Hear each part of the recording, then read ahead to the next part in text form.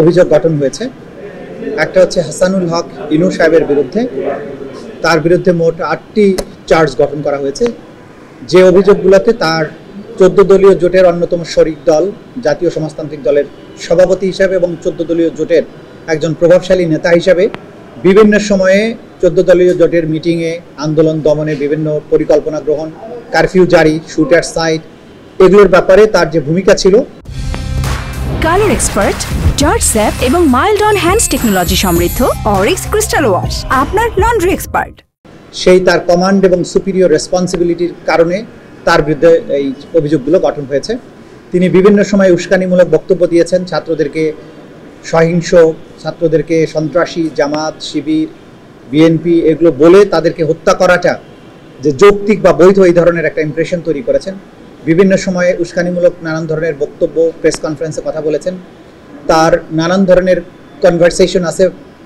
বিগত সময়ে যিনি প্রধানমন্ত্রী ছিলেন শেখ হাসিনা, তার সাথে টেলিফোনে কথা বলে ড্রোন ব্যবহার করা, হেলিকপ্টার ব্যবহার করা, বোম্বিং করা, এইভাবে ছাত্র জনতাকে হত্যা করার যে পরিকল্পনা, সেগুলো নিয়ে প্রাইম মিনিস্টারের সাথে তার আলোচনা হয়েছে। তিনি তার সম্মতি জানিয়েছেন, পরামর্শ দিয়েছেন কিভাবে আটক করা উচিত, আটক না করে কোর্টে প্রডিউস না করে জেলে না পাঠিয়ে কি করা উচিত।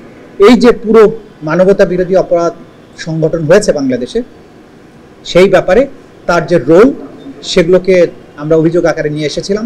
সেগুলোর ভিত্তিতে মোট 8টি অভিযোগ তার বিরুদ্ধে গঠন করা হয়েছে। সর্বশেষ যে 8 নম্বর অভিযোগটা ছিল, কুষ্টিয়া শহরে 5ই আগস্টে 6 জন ব্যক্তিকে তার পরামর্শ নির্দেশে সেখানকার পুলিশ এবং প্রশাসন, আওয়ামী লীগ, যুবলীগ, ছাত্রলীগ, 14 দলীয় জোট মিলে এই 5 জন ছাত্র জনতাকে হত্যা করা, এই সব মিলিয়ে 8টি অভিযোগ তার বিরুদ্ধে গঠন করা হয়েছে।